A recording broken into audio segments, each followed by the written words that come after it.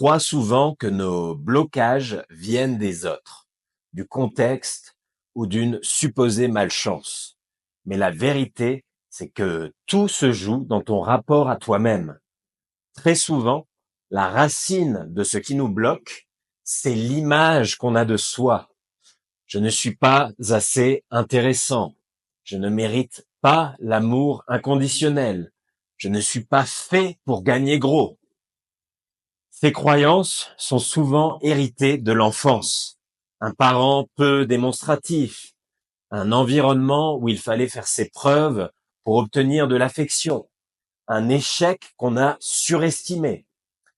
Et si tu continues à porter ce regard sur toi, tu vas sans cesse chercher quelque chose à l'extérieur pour te valider. C'est cette quête qui te maintient dans la course et donc dans le manque. En réalité, la seule façon de te libérer, c'est de comprendre que tout ce qui se manifeste autour de toi est un reflet de ce que tu ressens en toi. Tu attires ce que tu crois mériter. Alors, comment faire pour changer ça en profondeur? Je veux te donner un processus concret en 3 étapes. La première étape, c'est d'identifier la croyance ou le vide. Assis-toi avec un carnet et note tout ce que tu te répètes sur toi-même. Ça peut être je ne mérite pas d'être aimé, ou bien je ne peux pas avoir plus d'argent que mes parents, ou bien je ne suis pas assez ceci ou cela. Sois honnête, sans filtre. La deuxième étape, c'est de retrouver l'origine.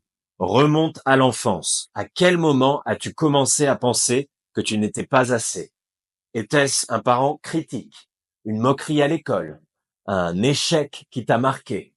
Quand tu localises la source, tu réalises souvent que ce n'était pas un objectif. Un événement banal a créé une croyance énorme.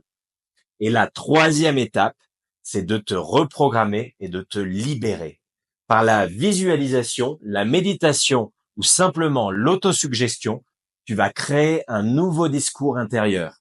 Par exemple, si tu t'es inscrit dans la croyance je ne suis pas doué pour gagner de l'argent, tu vas alors passer chaque matin et chaque soir un petit moment à te visualiser dans l'abondance.